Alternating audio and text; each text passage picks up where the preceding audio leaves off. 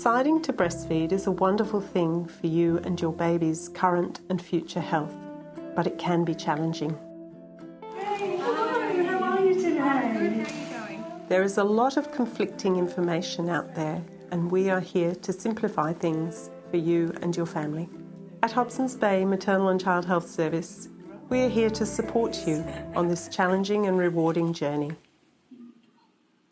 The pregnancy and the birth were easy. I think the breastfeeding part was the biggest challenge that I faced personally.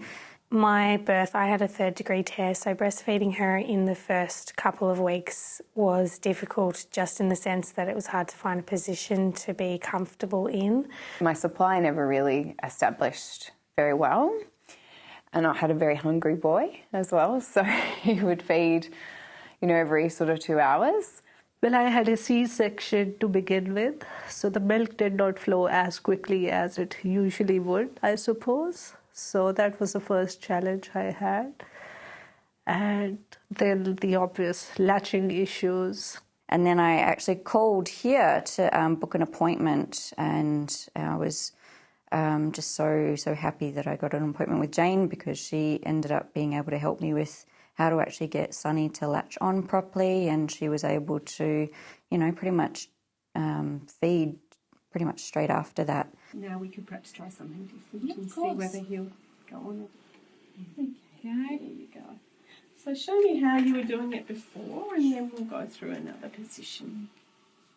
Newborn babies feed every 2 to 3 hours. What I didn't realise was that counted from the start of a feed. So that was a huge shock for me. I just fed him every single time he wanted to feed. I just knew how important it was. If he wanted to cluster feed, which I think he did on the 3rd night, pretty much constant feeding, I just kept doing it even though it was still incredibly painful. When she was cluster feeding, it could be every half an hour to an hour. During the rest of the day, it could be anywhere between 2 and 4 hours. And it was very difficult watching other mothers have no problems and saying, I just have to, feed every 2 hours because I've just got so much milk. And you're sitting there and thinking, why don't I? Being a same-sex couple, the only way of becoming pregnant was to go down the IVF road. And within that, there's the roller coaster rides of ups and downs, and you think, all right, well, we're going to do this at this point in time. Well, sometimes that point in time can't happen for a myriad of reasons. You kind of learn you can't control this. You're creating a life, and it's a human life, and every single human is different, so you can't control any of that. So for us, we learnt that really, really early on. We're going to remove any pressure from the back of his head, and we're just going to move that hand. This hand normally is here, so we're going to use the other hand. Same arm as the breast you're going to be feeding from. Okay. Sometimes do you find this bottom arm gets in the way and pushes? Yeah. So sometimes it can be a little bit awkward to do, but it just gives you a bit more time if you roll that arm underneath. Okay. And then you just lean back with baby bullseye to your nipple. Okay. So you're just going to watch. You don't have to get him on. Your job is to provide the breast. His job is to decide whether he wants to have a feed. Okay. I'd say that it started to feel more second nature at around sort of the 3 or 4 month mark. In the beginning, when my milk came in, I felt quite full. I had maybe a little bit of oversupply, but not to the point of being engorged, just a lot for a little baby. So how does that feel? Yeah, good. If 10's the worst pain and 0's no pain? Yeah, I mean, that's a very mild pain. Okay. Compared to what's just a 1 or a 2? I'd say so, yeah, very, very low. Most mums' nipples point out to the side a little bit, so you can just kind of shift them, just millimetres. Okay. Just to see whether just a little movement will make any difference to where that nipple is in their mouth. Just whether using that reduces this arm. Just using that arm. Yes. So, and it's lovely that you've got him right on his side, because that enables his head to be in a straight line and him to go straight onto your breast. Right. If babies are like this and have to turn their head, it's putting a lot of strain on their neck muscles and shortening their tongue, so it's harder for them to get a good mouth. Okay. They've also got little receptors in their tummy, so when the tummy is next to your tummy, they feel secure, and so they're more likely to feed more efficiently. Oh, that's nice. I honestly don't know how anyone does it without a supportive partner. I really don't, because they have a massive, massive role to play. And, you know, for the first 6 months, I didn't clean the house, I didn't cook, I didn't do anything other than look after Sonny. Your partner really has to kind of come to the, you know, to the game ready to play and do all those things that you really don't have time to do. And, you know, it changes over time, but certainly in those early first few months, you really can't do much more than just look after your baby. I was really lucky that my partner is very supportive, and he would do things like change the nappy overnight so that I didn't have to get up out of bed if I was really tired. My role was pretty much to support her as best I can and make her feel as comfortable as I can. Just make sure she's hydrated, so there's lots of breast milk for the baby. I find that I have to drink about 3 litres of water a day to keep hydrated and to keep, you know, producing. Lot of water, definitely, so you need to keep up with your fluids. And the moment you will have the fluids, I remember you can actually feel the fluids going down your esophagus, you know, where exactly it is flowing. So definitely that, and highly nutritious diet. Tried to take care of myself, just in a sort of eating well, trying to rest as much as you can, exercise moderately for my own mental health, just to feel good as a person so that you have the energy to keep going.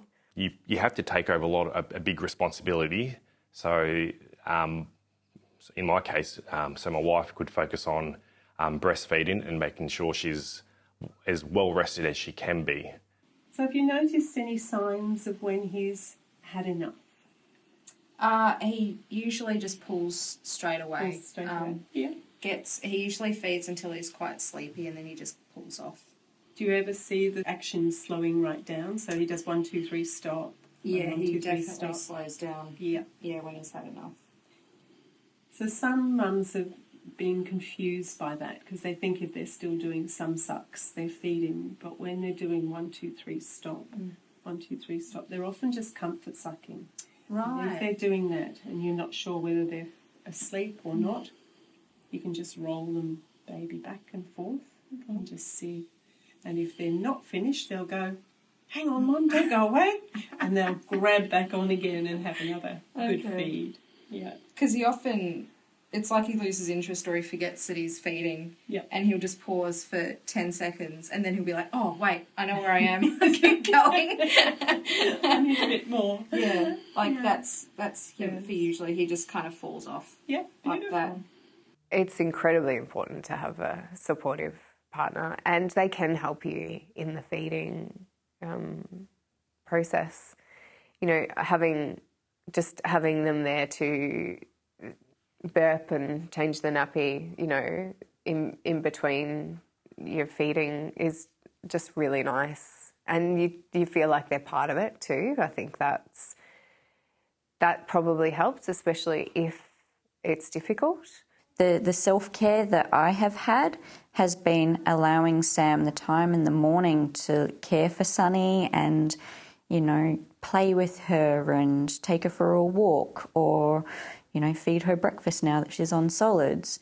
So how did you feel in that position, changing from holding the back of his head to this position? It's going to take some practice, I think, because I'm so used to the other way. If you make yourself a bit of a throne on the couch and lean yourself back and get really comfortable, you'll probably find it's much easier because he'll naturally be lying on you. Okay.